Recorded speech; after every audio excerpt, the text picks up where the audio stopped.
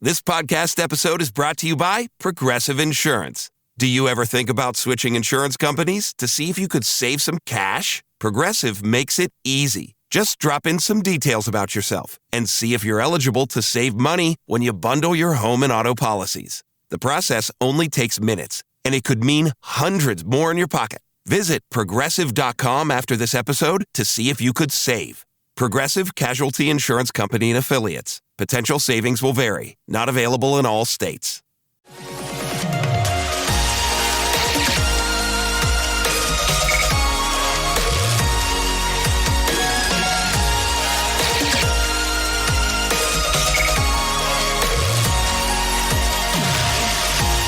And away we go. Episode 1327 of the Al Galdi podcast. It is Monday, May 18th. 2026, and if the official release of the Washington Commanders 2026 regular season schedule this past Thursday night has you looking forward to the season, if the release of the schedule had you especially missing the NFL on Sunday, know this: Sunday marked us being 17 weeks away from Washington's 2026 regular season opener at the Philadelphia Eagles on Sunday afternoon, September 13th at 4:25. Sunday marked us being the equivalent of a Washington regular season away from the team's 2026 regular season, and actually 1 week less when you consider that the regular season is 17 games in 18 weeks, right? But yeah, Sunday marked us being 17 weeks away from Washington's 2026 regular season opener. We are getting closer.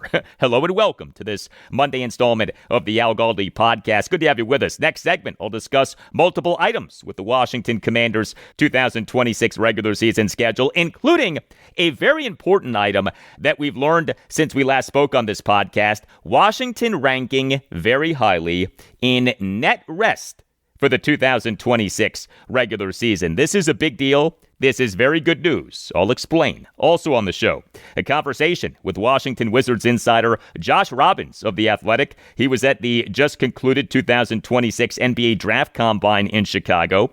From Josh, we'll get intel on what our Wizards are thinking with their number one overall pick in the 2026 NBA Draft. Key points about the perceived top two players in the draft in Dybantsa of BYU and Darryn Peterson of Kansas. What NBA executives think that the Wizards should do with the pick, including possibly trading the pick. What the Wizards could reasonably expect to get from the Utah Jazz if the Wizards traded down the one spot. Whether the Wizards made a mistake in trading Deni Avdija, and more. Lots of good stuff from Josh Robbins on the Wizards off what he gathered at the Combine. And on the show, we'll talk about what went down at Nationals Park over the weekend. The Washington Nationals winning a 3-game series against the Baltimore Orioles, including the Nats ending the curse of 500. Yes, the curse is over. I'll examine the series over 2 segments as I'll assess the series from each team's perspective on this, the only podcast on which you get comprehensive conversation about both the Nats and O's. You can hit me up on X at Al Galdi. You can email me, the Al Galdi podcast at yahoo.com. And if you on Apple Podcasts, give the podcast a 5-star rating. On the podcast, we'll read whatever you write in writing a review of the podcast. And what you write could be a sports take. In other words, you don't just have to write about the podcast. From Jimsy Yang on Apple Podcasts writes, Jimsy Yang, love the show every day. Sad that we won't have Go-Go Thursdays, but can we get Foam Party Fridays back? Thank you very much for that, Jimsy Yang. So it was 10 years ago this month that I started doing the Morning Blitz with Al Galdi on what is now the Team 980. The show aired weekdays from 5 a.m. to 7 a.m. The show is the precursor to this podcast. I consider that show an initial version of this podcast, and in the opening segment of shows on Fridays would play an EDM song and call what we were doing the 5 a.m. Friday Foam Party, a celebration of the weekend to come. The song is an all-time great song, The Launch by DJ Gene. And I don't know if foam parties are still a thing, but they were when I was in college at the University of Maryland in the late 1990s and early 2000s. There at clubs in Washington, D.C. would be what were called foam parties, at which there literally was foam all over the place, and people danced in the foam, and did a bunch of other stuff in the foam. I'll let you figure out the other stuff. But but yeah, the 5 a.m. Friday foam party, some scheduled fun that we used to do. From Navy B. Young on X on the Washington Commanders 2026 regular season schedule, which we discussed at length on this past Friday show, episode 1326, off the schedule being officially released this past Thursday night. And during our discussion, brought up Warren Sharp of Sharp Football Analysis, having calculated that Washington, as of May 11th, had the 8th hardest schedule in the NFL, and his methodology is using the over-under win totals from Las Vegas odds makers for NFL teams, writes Navy B. Young. NFL seasons change like daily underwear. Neither Vegas nor anyone else knows what will happen. No one expected 2024, and no one expected 2025. Thank you for that, Navy B. Young. Very true. We all basically know nothing when it comes to the NFL. We think that we know, we act like we know, and with some stuff we do know, but generally speaking, we all know nothing when it comes to the NFL. The league, because of the small sample size that is the regular season, and because injuries play such a big role in which teams do well, and because of the salary cap, is wildly unpredictable and has been for decades. But if you, in May, are trying to get a sense for the strength of a team's schedule, you are much better off using opponents' over-under win totals than you are using opponents' winning percentages from the previous regular season. Those winning percentages, of course, do not at all factor in what the teams have done in the offseason. Hey, if you have a case, contact Chris Nace. He is the lead attorney for the Nace Law Group, Accident and Injury Lawyers, which has been a Washington, D.C. institution for decades and has been a proud sponsor of this podcast since its first year, 2021. The Nace Law Group is one of the premier medical malpractice firms in Washington, D.C. The Nace Law Group routinely represents people who have been catastrophically injured as a result of anesthesia error, emergency room error, failure to diagnose/improper diagnosis, an inebriated medical professional, medication error, surgical error, wrongful amputation, treatment against a patient's wishes. Yes, all of these things do happen. And if one has happened to you or someone who you care about, know that the Nace Law Group is there for you. It is focused on getting justice for clients, many of whom have lives that have changed because of the negligence of others. The Nace Law Group treats its clients with dignity and compassion and aims to find resolutions that protect clients and their families as quickly as possible so that they can focus on healing. Call 202-902-7611 or visit WashingtonDCInjuryLawyers.com and tell the Nace Law Group that Al Galdi sent you. That's 202-902-7611 or WashingtonDCInjuryLawyers.com, and make sure that you mention that Al Galdi sent you. The Nace Law Group, Accident and Injury Lawyers.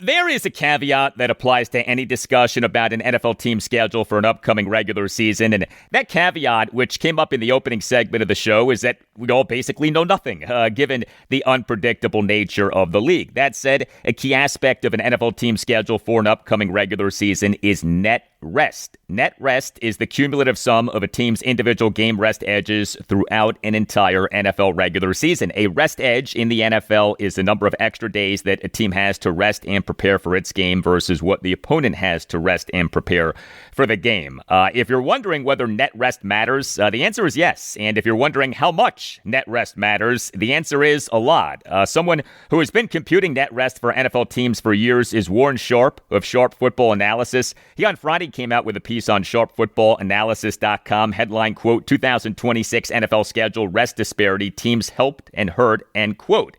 He in the piece detailed the significance of net rest, including these stats, which are gambling stats, but whatever. These are very telling stats regarding regular season games over the last decade. Quote, over the last decade, teams with a 3 to 6 day rest edge and not off a full bye have covered 54.6% of games with a 4.2% ROI over 233 games from week 6 onward. If these teams play on the road with this rest edge, the cover rate jumps to 56.1% with a 7% ROI over 134 games. These rest edges matter and are useful to identify, end quote. Additionally, Just look at our team, the Washington Commanders. Washington's initial schedule for the 2025 regular season per Warren Sharp featured a net rest of minus 13, which was the third worst net rest in the NFL. And what happened with our team last regular season? Yeah, 5-12 with a point differential of minus 95. Well, I have some good news for us.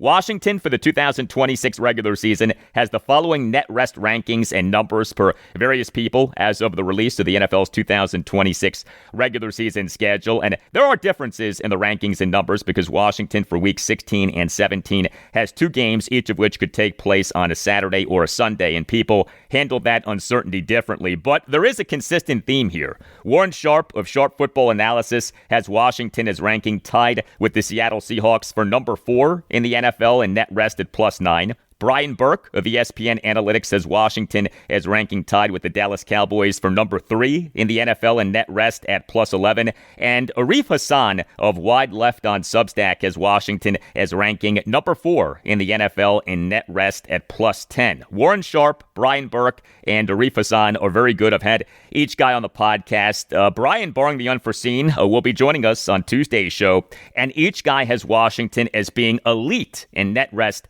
for the 2026 regular season. Does this guarantee Washington having a great 2026 regular season? Of course not.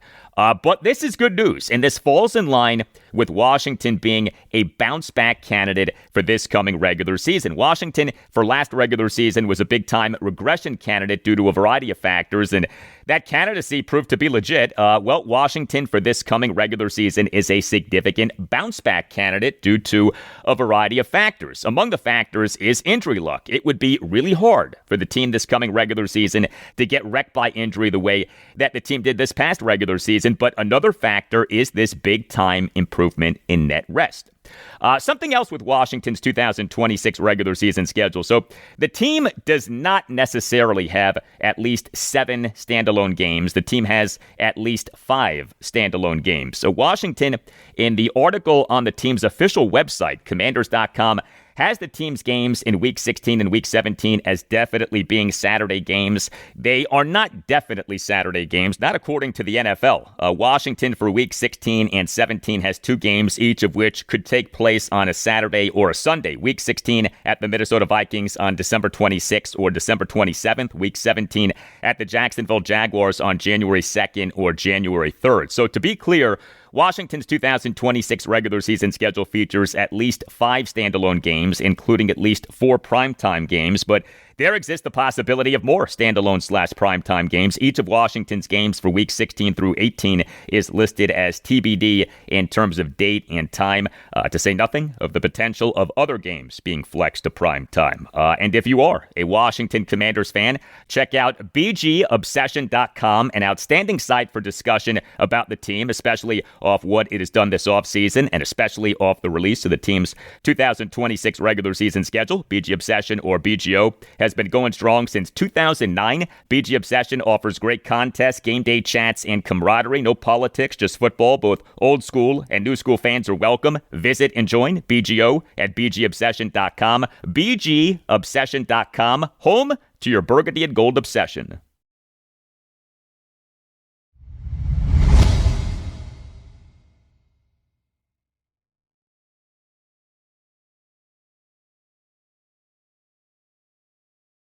The 2026 NBA Draft Combine is over. It took place from Sunday, May 10th through Sunday, May 17th. Took place in Chicago. And also in Chicago on Sunday, May 10th was the glorious reveal of our Washington Wizards having won the 2026 NBA Draft Lottery. There was a lot going on at the Combine as it related to the Wizards, including measurements of and media availabilities for and intel on the perceived top players in the 2026 NBA Draft, which will take place on June 23rd and June 24th. Will take place at Brooklyn's Barclays Center. The perceived top players in the draft: A.J. Dybantsa of BYU, Darryn Peterson of Kansas, Caleb Wilson of North Carolina, and Cameron Boozer of Duke. By the way, did you see or hear about the measurements for A.J. Dybantsa at the Combine? He measured as being 6'8" and half of an inch barefoot and 217 pounds, with a wingspan of 7 feet and a quarter of an inch and a standing reach of 8'10". 10. Elite dimensions for an NBA wing. I, as of now, want the Wizards taking Dybantsa, but who do they want? And what will they do? It is a pleasure to welcome back to the Al Galdi podcast a man who was at the Combine, Washington Wizards insider Josh Robbins of The Athletic. You can follow Josh on X at Joshua B. Robbins. Hey, Josh, how are you? I'm doing well. Happy to be here. Good to talk to you. Monumental Basketball president Michael Winger and Wizards general manager Will Dawkins. Do you think that Winger and Dawkins right now at least have a lean on who they want to take at one or are undecided on who they want to take at one? Well, I think they probably have a lean, but they are probably undecided because they truly will want to have, I think, 4 people into Washington to have in-depth conversations with them and try to learn more about who they are. And based on that, then their final determinations start to come into focus. That they're not BSing anyone when they say they want to bring the guys in and get to know them. That's legit, because as they know through years of experience, who a prospect is rather than what they have the ability to do is every bit as important. And they really do take that part of it seriously, trying to learn about the person. That's not public posturing. That's legit.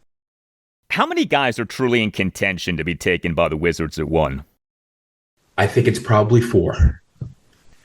Now, maybe one or two of maybe even 3 of the people in the 4 are lower than whoever they might be leaning to right now. But those 4 are AJ Dybantsa, BYU, Caleb Wilson, UNC, Darryn Peterson, Kansas, and Cam Boozer of Duke.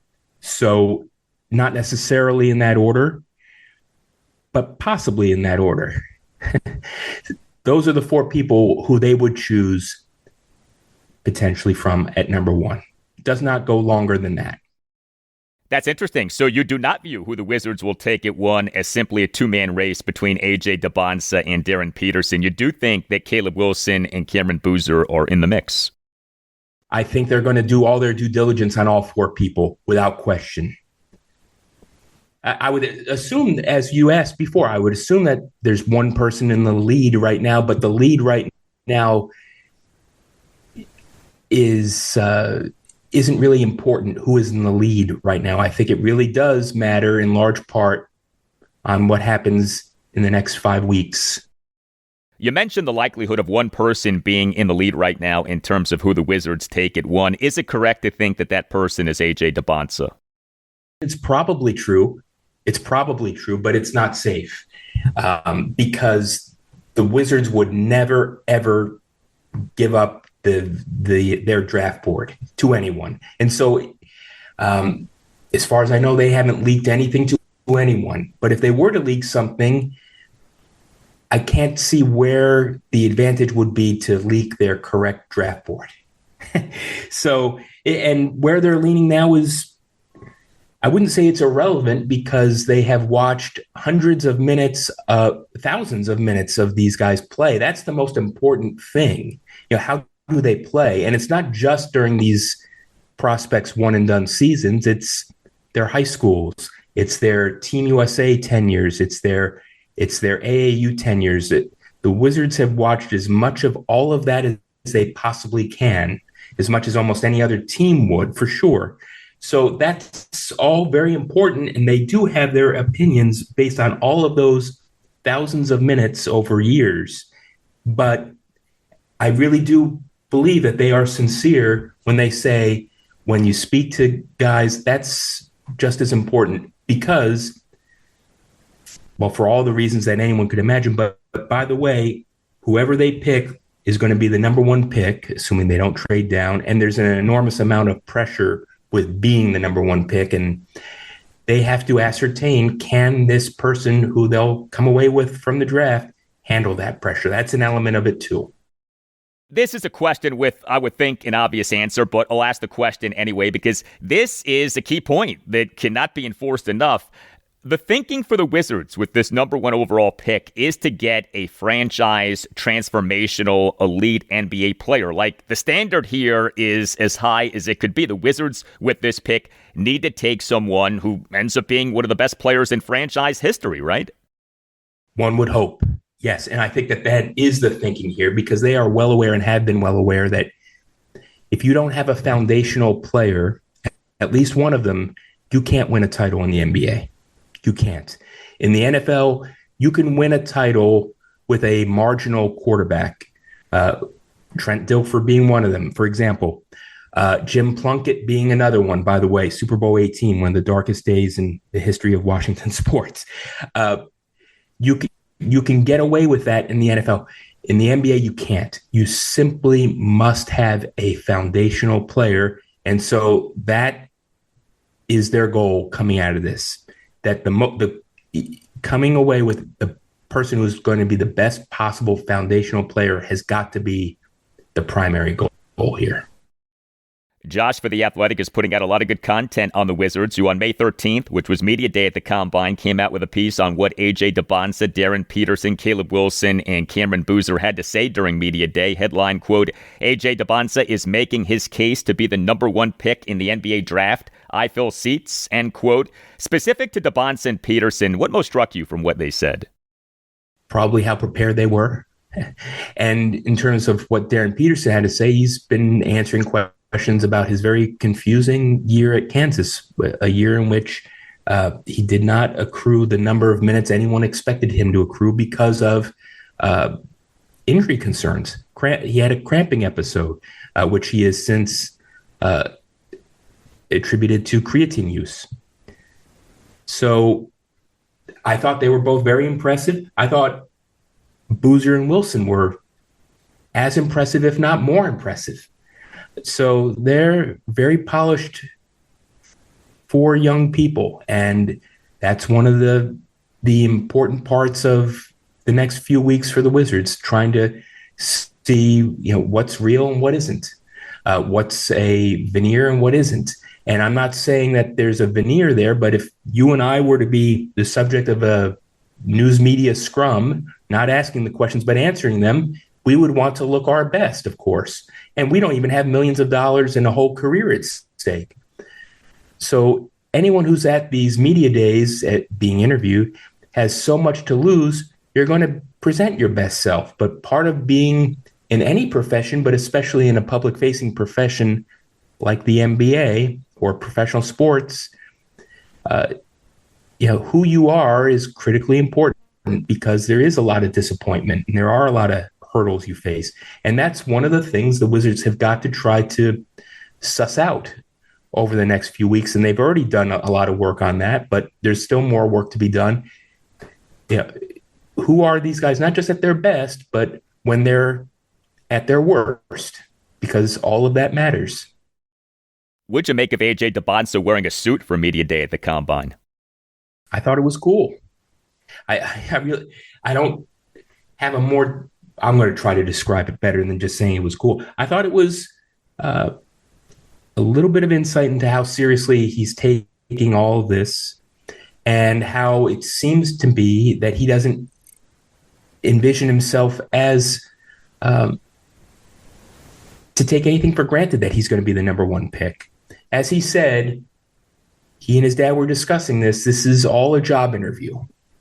Just like you and I we've had job interviews, and he, like you and I can't speak for you, we wanted to make our best first impressions, correct? Yet, well, we wanted that.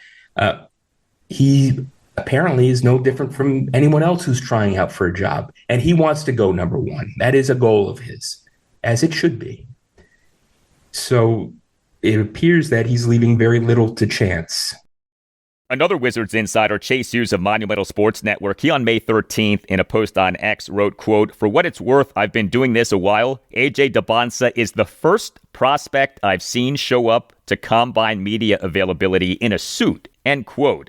Just to be clear, it's not common for an NBA draft prospect to wear a suit for media day at the Combine. Is that correct?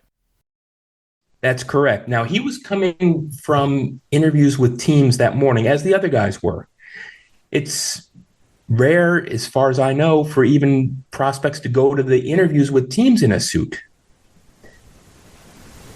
I don't recall hearing much about that ever before, but he certainly had time where if he wanted to, all he had to do was get into some sweats immediately after those interviews with the teams and go to the media sessions. And, I haven't been doing a tally on this for the last 10 years, but I don't recall a lot of guys wearing suits at any of these sessions ever. I think that was a first. And if it's not a first, he's one of the very few to do it. What do you think is fair to say about Darryn Peterson regarding all of the missed time for him this past season due to cramping? Kansas over this past regular season and postseason played a total of 35 games. Peterson played in just 24 of those games. I'd be very careful about drawing any conclusions either way. That's why these guys get paid the big bucks. I mean, I wouldn't say big, but who knows what exactly people in front offices get paid, but this is why they have that responsibility. They have to figure out what exactly happened. They have to speak to everybody at Kansas, strength and conditioning people, athletic trainers. They need the coaches, the assistant coaches, the equipment managers to learn as much as they can about every element of Darryn Peterson's life. And Darryn Peterson's not the only one. It's Dybantsa, it's Boozer, it's Wilson. What's fair to say? What's fair to say, I think, is that the teams need to figure it out. And I'm not qualified to know what happened, except that creatine use seems to be a reasonable reason for the cramping, but I'm no expert. But the real gist is that whoever is going to pick him or is considering picking him needs to be an expert. They not only need to understand the physical mechanisms of it, they need to understand, they need to be detectives about it. They need to be better reporters than I am because they have so much on the line. You asked the question earlier, the goal is to come away with a foundational player, right? And yes, it is. And this chance, if you're lucky, as a team, comes around once every 15 years. And the Wizards have to convert on this chance. They have to make the most of it. They can't fail at it because they might not get another one again for a generation. That's possible, that they wouldn't get another opportunity for another generation. There are 30 teams. Only one of them can ever get a first-round pick in any one year. So whatever happened, and it's likely the creatine use, you got to be sure, because you cannot have the number one overall pick and have that person not only not be a foundational player, but not play. Like Markelle Fultz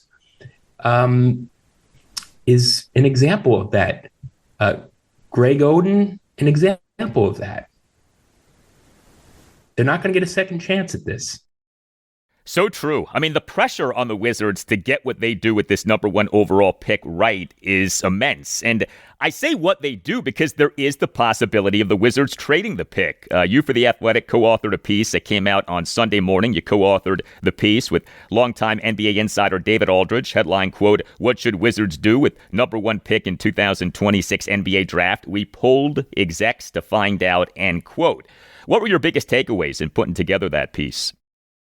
That it's not unanimously A.J. Dybantsa, and that I would say half of the people I spoke to could seriously envision scenarios in which the Wizards would trade back. And by trade back, most likely to number two, if certain realities are met. So the assumptions that I have or you have or fans have, those are not necessarily accurate. That it would definitely be Dybantsa at number one, or that the Wizards even keep the pick at number one, which is to say there is some drama here left to prevail. This is not like when the Spurs won the pick in the year that Wembanyama was available. The whole world knew they were never going to trade out of that pick, and the whole world knew they were going to they were going to draft Wemby. Same with the Mavericks last year with Flagg. No drama there after the lottery was finished. Here, who knows? There might be. Do you have any sense on what the Wizards could reasonably expect to get from the Utah Jazz if the Wizards traded down the one spot? That's the issue. And it depends on how many people they think are, well, it depends on what they can get out of Danny Ainge. That's really what it comes down to. What could they get in a negotiation with the Jazz, whose basketball operations are overseen broadly by Danny Ainge? And Danny Ainge is not someone to be taken lightly. I'm not sure that any of the executives in the league are to be taken lightly, but Danny Ainge has a history of making some excellent trades for his franchise. And he's not someone easily out-negotiated or fooled. So what's reasonable? I'm going to speak for myself. You don't trade down if you're not convinced you get a foundational player at number 2. That's my opinion. If you feel like whoever is available at number 1 will only be available there, and he is the one and only foundational guy in the draft, you don't trade that pick for any number of incoming first-round picks. Who knows? Maybe the Wizards disagree with me. I don't know. But this is not something that you mess around with. If you believe there's only one foundational player in this draft, unclear exactly what the Wizards think there, then you don't trade out of number 1. Unless somehow you are 100% certain that that person is there at number 2. Utah does have some really interesting young players on their team already. So if you feel like the Wizards think that there are 2 foundational players in this draft who have the equal shot of being a foundational player for the next 10 years, well, then you really need to consider going and trading down. Like, can you get Keontae George? Forget about East Bailey. Can you get Keontae George? or can you possibly get George and Bailey? Or better yet, George and a pick? Who knows? Again, you better be sure. If you're going to trade down, you better be sure. Speaking of trades, it was you who at a press conference for Michael Winger this past January 22nd asked whether trading Deni Avdija was a mistake. The Wizards in the 2024 NBA draft supercharged their rebuild by trading Deni Avdija and making 3 picks in the first round. The Wizards, on the day of the first round of the 2024 NBA draft, June 26, 2024, made 2 trades. Among them, the Wizards traded Deni Avdija to the Portland Trail Blazers for Malcolm Brogdon, the draft rights to Carlton Bub Carrington, a first-round pick in the 2029 NBA draft, and second-round picks in the 2028 and 2030 NBA drafts. The trade was officially announced on July 6, 2024. The Wizards took Deni Avdija with the number 9 overall pick in the 2020 NBA draft. They, in October 2023, signed him to a multi-year contract extension, what reportedly was a 4-year, $55 million contract extension, taking him through the 2027-2028 season, just his age 27 season. He is still young. This season was just his age 25 season, and he, for the Blazers, has blown up. Here was your exchange with Michael Winger on January 22nd. Michael, Josh Robbins from The Athletic. I know hindsight is 2020. It's now been 18 months since the team traded Deni. Was that trade a mistake? No, it was not a mistake. I'm very, very happy for Deni. We're all very happy for Deni. We saw Deni as a very high-level ascending player. Super happy for him, super happy for the Blazers. We've got a lot of friends there with the Blazers. But no, because we did it for the reasons we said then, which is to, in effect, take us back a couple years so that we could reset the roster and everybody was sort of on the same age curve, and Deni's ahead of that. All right, excellent question by you. Michael Winger said what he had to say. He may well believe what he said, but even if he didn't, he had to say what he said. I ask you, did the Wizards make a mistake in trading Deni Avdija? Now, that's another great question from you. And I'm being serious when I say that. I'm not being patronizing, because it's such a great question that I'm planning to write something along these lines for The Athletic. And I should keep my answer for that, but I'm going to answer it anyway. And I'm going to be as detailed as I can. The answer is no, if they come out of this draft with a foundational player. Let me explain further. I could make the argument that no one could have predicted Avdija would become this level of player when that trade was made. Now, the Wizards it's their job to know, to be able to scout their own guys. And they had Avdija, this front office, for 1 full year to make that decision. I could also make the argument that Avdija has the best upside of anyone other than Davis or Young, who is currently on the Wizards roster. So in that sense, it would be a mistake, but we have to look at this in 3 dimensions, you and I, and the fans. One of the reasons why they traded Deni Avdija, and the Wizards have never said this, but I think we can infer this, is that if they kept Avdija, it would have been much more difficult last season and then this season to finish near the bottom of the standings. Now, there's certain numbers of players in the league who contribute just enough wins that they can screw up a tank. And if they had kept Deni Avdija, I don't think they would have drafted number 1, or that they would wind up drafting number 1 in this draft. I don't think that they would have finished with the league's worst record outright.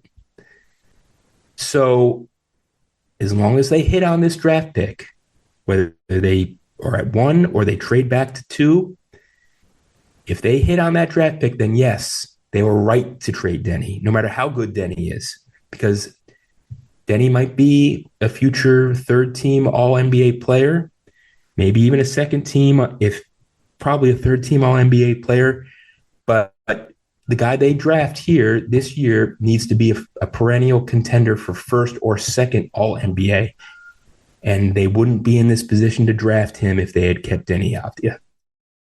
I think that is such a smart way of looking at that issue. Washington Wizards insider Josh Robbins of The Athletic. Josh, thank you. All the best.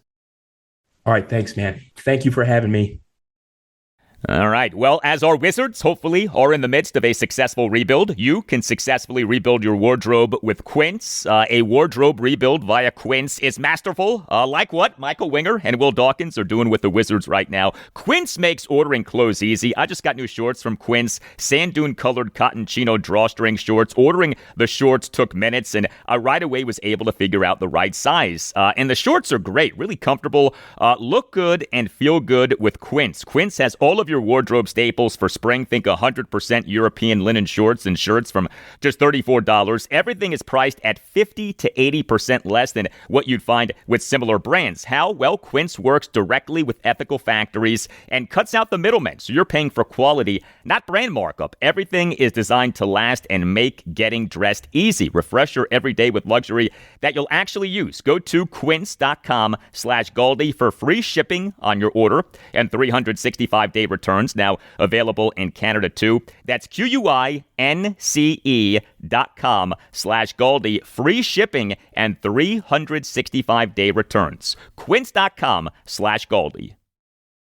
Big thanks to our sponsor, BetterHelp, for partnering with us for this important conversation about mental health. This is Steve Smith here, former NFL wide receiver and host of the 89 show on YouTube. So having a counselor and working with BetterHelp, that gives you an opportunity to really start to unpack. But people don't understand, when you unpack things, you also open up a box that you're not always sure what's inside. So I think that's why seeing a professional is extremely important. If you need someone to open up to, visit BetterHelp. That's betterhelp.com/89 to get started. We've all been there. You're away for the weekend, the big game is on, and you realize you're restricted from watching. Or maybe you're trying to check the latest lines on your betting app, but your local network is blocking the site. These are the ultimate unforced errors. You can prevent this from happening to you with IPVanish. IPVanish is the powerhouse VPN designed to keep you in the game no matter where you are. IPVanish helps you stay connected to your favorite team and streaming services while you travel, but it's not just about watching the game. For For the bettors out there, IPVanish provides an extra layer of security and privacy that helps you access your account safely on public Wi-Fi. Plus, IPVanish is lightning fast, so you won't have to worry about lag during those crucial live betting moments. Right now, get a massive discount at IPVanish.com. That's IPVanish.com to get started today. Secure your play and go to IPVanish.com.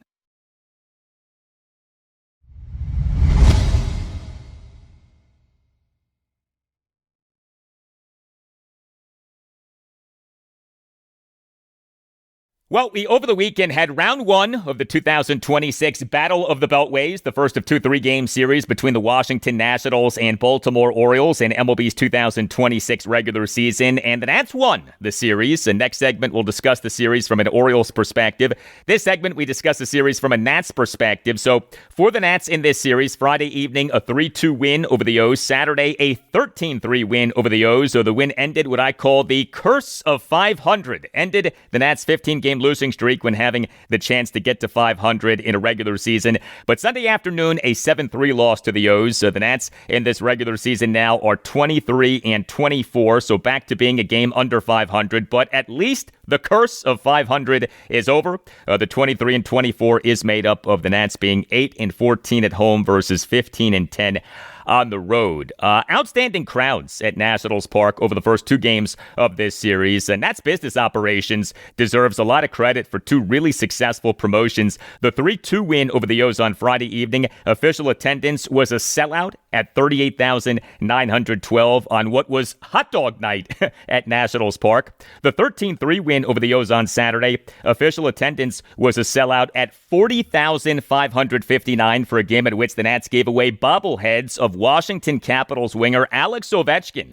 This to commemorate him hoisting the Stanley Cup at Nationals Park at a game on June 9th, 2018, a game after which Ovi and many of the Caps players famously took over Washington, D.C., including, as you may recall, swimming in the Washington Harbor fountains in Georgetown. And then the 7-3 loss to the O's on Sunday afternoon. Official attendance was a respectable 26,715. Baseball is alive and well in Washington, D.C., and also alive and well is the Nats offense. Now, the 3-2 win over the O's on Friday evening, the Nats actually were not good offensively, even though they did win. Just 3 runs, just 6 hits, which were a home run, a double, and 4 singles. 0 for 3 with runners in scoring position. The Nats did work 3 walks. The 13-3 win over the O's on Saturday, the Nats were excellent offensively. 13 runs, 13 hits, which were 3 home runs, 5 doubles, and 5 singles, 4 walks, 6 for 16 with runners in scoring position. And the 7-3 loss to the O's on Sunday afternoon, the Nats had a mixed game offensively. They scored just 3 runs, despite totaling 9 hits and drawing 4 walks. The 9 hits were a home run, 2 doubles, and 6 singles, but the Nats went just 2 for 10 with runners in scoring position and struck out 11 times. So still, the Nats for this regular season are number 1 in MLB in runs, 255. That this team in this season number 1 of a restarted rebuild is number 1 in MLB in runs is shocking and in a great way, and is such an endorsement of the team's new analytics-based process in this first season with Paul Taboni as president of baseball operations, Anirudh Kalambi as general manager, and Blake Butera as manager. And keep in mind that the Nats are doing this with 3 guys who had been expected to be key contributors at the major league level in this regular season, playing for AAA Rochester, and outfielders Dylan Cruz and Robert Hassel III, and catcher Harry Ford. Speaking of catchers in the Nats organization, what about the weekend for Keibert Ruiz? So he played in 2 of the 3 games in the series. The 13-3 win over the O's on Saturday. Ruiz had one of the best games of his career, 5 RBI. He is the Nats starting catcher and number 7 batter, went 3 for 5 with a 3-run homer, a double, and a 2-run single, and he had a stolen base. The 7-3 loss to the O's on Sunday afternoon. Ruiz, as the Nats starting catcher and number 8 batter, went 1 for 2 with a double, a walk, and an RBI sac fly. Keibert Ruiz for this regular season all of a sudden has an OPS of 738, including a slugging percentage of .486. 483. He has really gotten going to where his offensive profile out of nowhere has become a lot better. I can't get over that he's now flirting with a 500 slugging percentage. Again, his slugging is up to 483. The top two qualified Nats players at OPS for this regular season are C.J. Abrams and James Wood. Abrams is at 918. Wood is at 900. C.J. Abrams was the Nats starting shortstop and number 4 batter for each of the 3 games in this series. The 3-2 win over the O's on Friday evening. Abrams went 1 for 4 with a single. The 13-3 win over the O's on Saturday. Abrams went 3 for 5 with an RBI double, another double, and a single. The 7-3 loss to the O's on Sunday afternoon. Abrams went 1 for 5 with an RBI infield single. James Wood, he was the Nats starting right fielder and number 1 batter for each of the 3 games in this series. The 3-2 win over the O's on Friday evening. Wood went 1 for 4 with a single. The 13-3 win over the O's on Saturday. Wood went 1 for 3 with a double, a walk, and a hit by pitch. The 7-3 loss to the O's on Sunday afternoon. Wood went 2 for 4 with 2 singles and a walk. Also, Jacob Young homered in each of the final 2 games in this series. He was the Nats starting center fielder for each of the 3 games in this series. The 3-2 win over the O's on Friday evening. Young, as the Nats number 9 batter, went 0 for 3. But the 13-3 win over the O's on Saturday. Young, as the Nats number 9 batter, went 2 for 4 with a 3-run homer and a single. And the 7-3 loss to the O's on Sunday afternoon. Young, as the Nats number 6 batter, went 1 for 2 with a solo homer and a walk. Jacob Young for this regular season has 5 home runs over 168 plate appearances.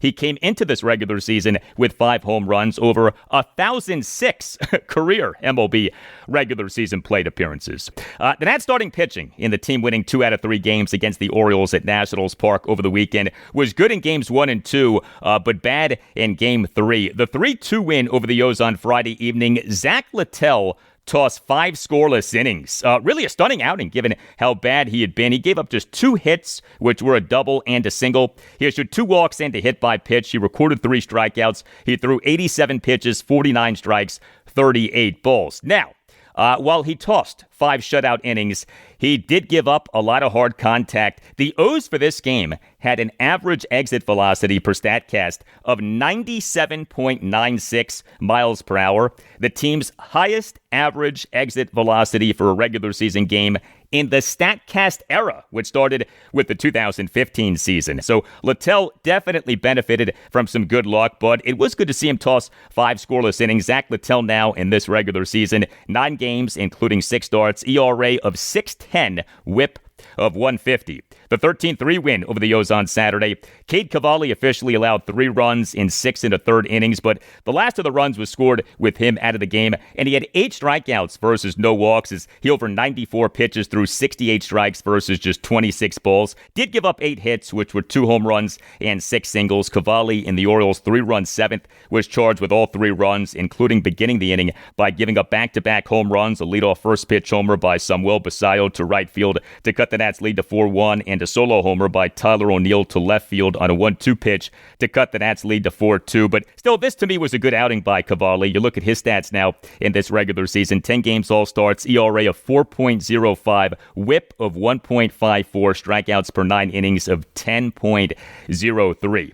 The 7-3 loss to the O's on Sunday afternoon, the Nats used an opener, who was relief pitcher Richard Lovelady. He officially allowed 2 runs in 1 1/3 innings, including in the top of the first giving up a 1-out solo homer by Gunnar Henderson to the upper deck in right field for a 1-0 Orioles lead. And then starting pitcher Miles Mikolas came into the game as the Nats' bulk pitcher. He officially allowed 4 runs in 5 2/3 innings. He, to the first batter he faced, gave up a 1-out 2-run homer by Kobe Mayo to left field for a 3-0 Orioles lead to conclude a 9-pitch plate appearance in which Mikolas had Mayo down in the count at 1.12.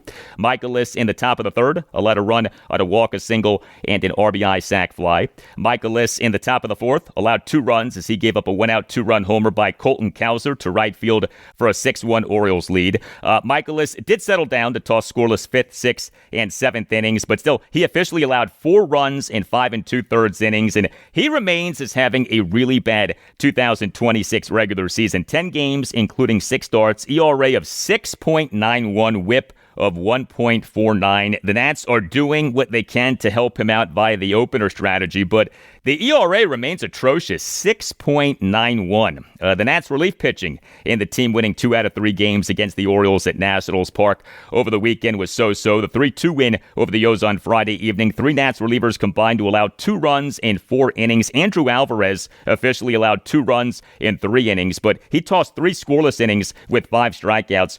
He began what ended up being a 2-run ninth for the O's by giving up a first-pitch leadoff single by Samuel Basallo to right field and issuing a 4-pitch walk of Tyler O'Neill. And the Nats manager Blake Butera pulled Alvarez from the game. The Nats on Friday afternoon announced having recalled Alvarez from AAA Rochester, and he does remain at the major league level. And I do wonder if he is in line to replace, say, Miles Michaelis in the Nats rotation. We'll see, but I do like what we have seen from Alvarez at the major league level. Gus Varland on Friday evening faced 3 batters and got 2 outs. He came into the game in the top of the 9th with runners on first and second, no outs, and the Nats up 3-0. He, to the first batter he faced, issued a 5-pitch walk of pinch hitter Leody Taveras to load the bases with no outs, but Varland then generated a 3-pitch swinging strikeout of Kobe Mayo and then induced a went-out first-pitch RBI sac fly by Jeremiah Jackson to cut the Nats' lead to 3-1. Richard Lovelady came into the game in the top of the 9th. Runners on first and second, 2 outs, Nats up 3-1. He, to the first batter he faced, gave up a 2-out RBI single by Gunnar Henderson up the middle to cut the Nats' lead to 3-2.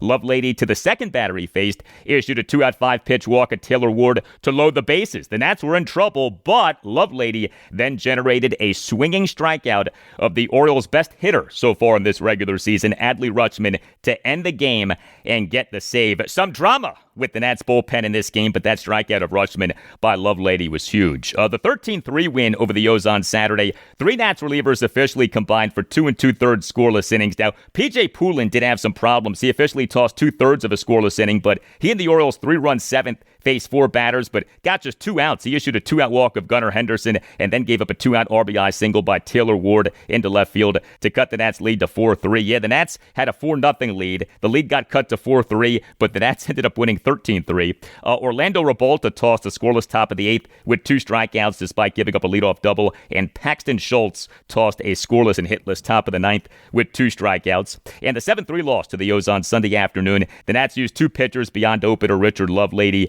and bulkman Miles Michaelis. So Brad Lord tossed a scoreless top of the 8th with 2 swinging strikeouts despite giving up a leadoff single and issuing a one-out hit by pitch. He, in the inning, threw a whopping 27 pitches, although 19 of them were strikes, 8 balls. Paxton Schultz allowed 1 run in 1 inning. He, in the top of the 9th, allowed a run on a double and an RBI single. But the Nats won the series, and let's be clear, the Nats, all things considered, are doing well. 23-24 over 47 games. An elite offense. The problem is the run prevention. The pitching and defense are really bad, but the offense has been outstanding. Here was Blake Butera during his postgame press conference on Sunday afternoon.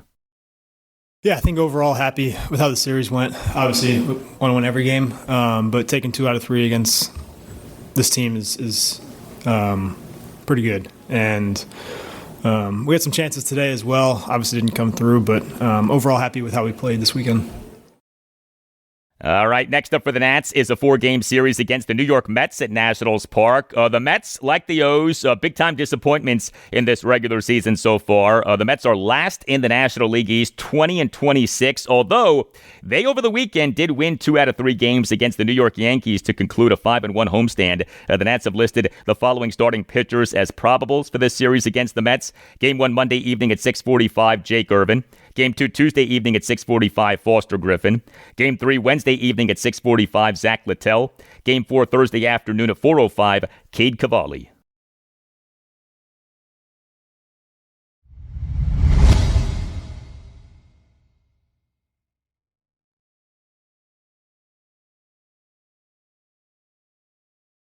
So the Baltimore Orioles on Sunday afternoon got a much-needed win, but the overall state of this team this season remains in a bad place. So we now examine the O's losing 2 out of 3 games at the Washington Nationals over the weekend from an Orioles perspective. Friday evening, a 3-2 loss at the Nats. Saturday, a 13-3 loss at the Nats in a game in which the O's gave up 7 runs in the bottom of the 7th.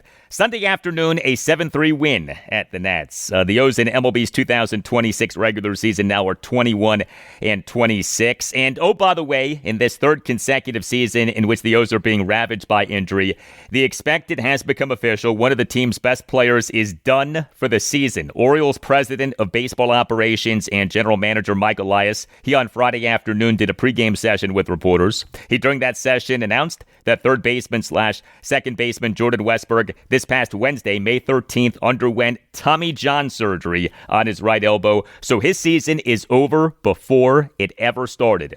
The O's on March 25th announced having put Westburg on the 10-day injured list retroactive to March 23rd due to a right elbow UCL sprain. Mike Elias, during a session with reporters on February 20th, announced that Westburg had a partial UCL tear in his right elbow, was receiving a platelet-rich plasma PRP injection on that day, and would be out at least through the end of April. The O's on April 1st announced having transferred Westburg to the 60-day injured list. O's manager Craig Albernaz, during a pregame session with reporters on May 4th, said that Westburg had been shut down due to discomfort in his right elbow after increasing the intensity of his throwing progression. And now we have Westburg having undergone Tommy John surgery this past Wednesday. Jordan Westburg is a good player, but Jordan Westburg cannot stay healthy. The O's took Westburg with the number 30 overall pick in the 2020 MLB first-year player draft out of Mississippi State. Westburg, over his first three MLB regular seasons, 2023 through 2025, was a good player. OPS plus of 116, an average of 3.3 wins above replacement per Baseball Reference per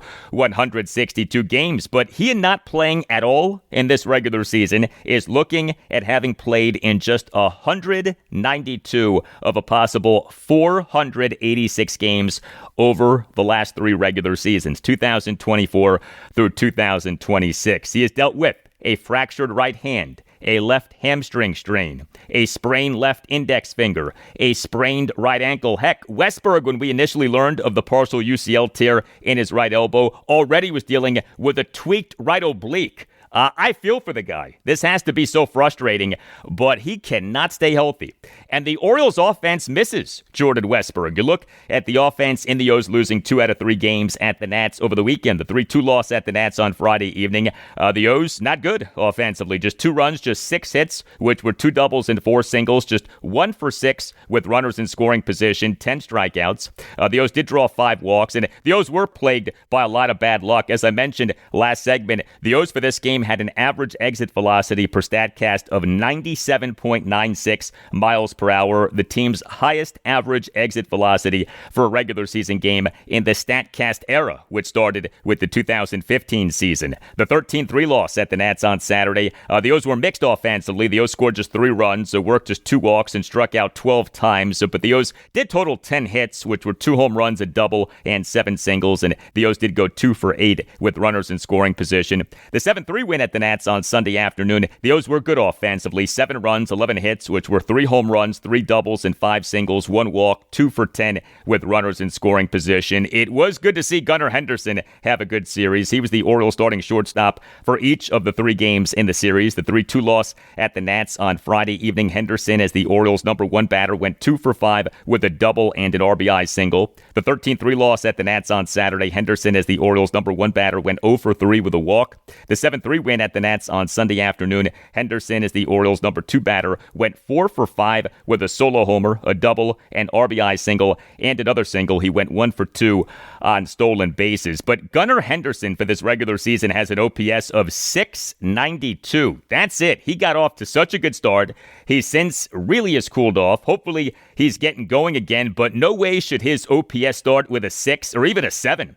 Also, the O's on Saturday signed free agent outfielder Tommy Pham to a minor league contract. This is his age 38 season. We'll see if he ends up being a factor for the O's, but this is the state of the O's with these injuries. Tommy Pham, in his age 38 season, is being signed for help. All due respect to Tommy Pham. The Orioles starting pitching in the team losing 2 out of 3 games at the Nats over the weekend. Good in Game 1, but bad in Games 2 and 3. The 3-2 loss at the Nats on Friday evening. Shane Baz was good. He allowed 3 runs in 7 innings, gave up 6 hits, which were a home run, a double, and 4 singles. Issued 3 walks, recorded 4 strikeouts. strikeouts. He threw 108 pitches, 69 strikes, 39 balls. Boz needed an outing like this. He came into the game with an ERA of 5.48 over 8 games, all starts in this regular season. But the 13-3 loss at the Nats on Saturday, Chris Bassitt had another bad outing. He allowed 4 runs in 5 innings. He gave up 6 hits, which were a home run, 3 doubles, and 2 singles. He issued a hit by pitch. He did have 4 strikeouts versus 1 walk. He threw 82 pitches, 50 strikes, 32 balls. Bassitt was coming off a good outing. He and the Orioles' 2-1 win over the Athletics at Oriole Park at Camden Yards on May 10th, as the Orioles' bulk pitcher allowed 1 run in 6 innings with 6 strikeouts versus 1 walk. But now we have what he did on Saturday, and his stats for this regular season are hideous. 9 games, including 8 starts, ERA of 5.44, whip of 1.70. In the 7-3 win at the Nats on Sunday afternoon, Brandon Young allowed 2 runs in 3 2/3 innings. He gave up 5 hits, which were a home run, a double, and 3 singles, issued 3 walks and a wild pitch, recorded 3 strikeouts through 70 pitches, 41 strikes, 29 balls.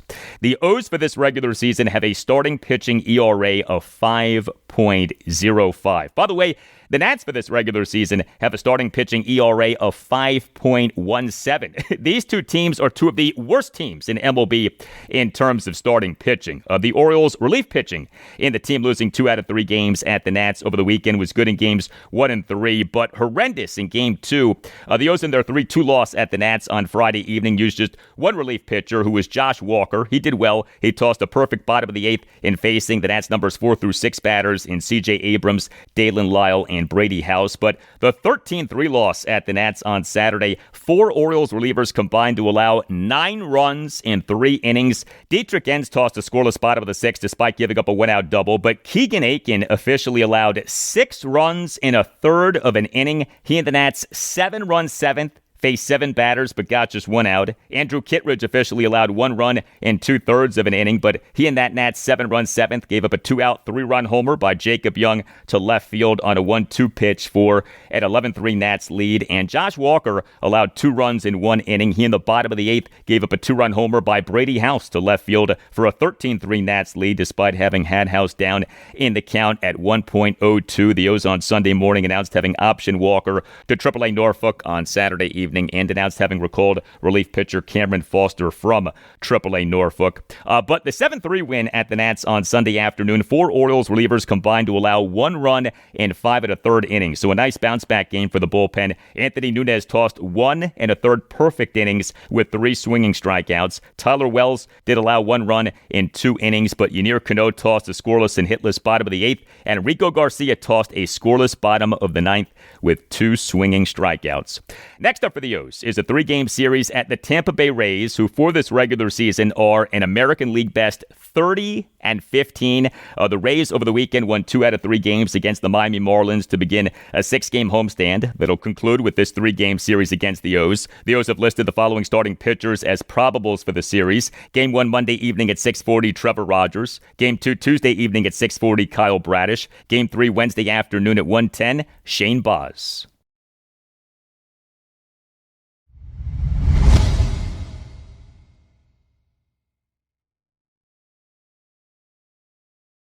And that'll do it for you and me for now, but there's more to come. Tuesday's show, episode 1328, we'll have plenty for you on the Washington Commanders. Also on Tuesday's show, I'll talk Washington Nationals and Baltimore Orioles. The Nats are home to the New York Mets Monday evening at 6:45 for Game 1 of a 4-game series. The O's are at the Tampa Bay Rays Monday evening at 6:40 for Game 1 of a 3-game series. Have a great rest of your Monday, and I'll talk to you on Tuesday. I know hindsight is 2020. It's now been 18 months since the team traded Deni. Was that trade a mistake? No, it was not a mistake.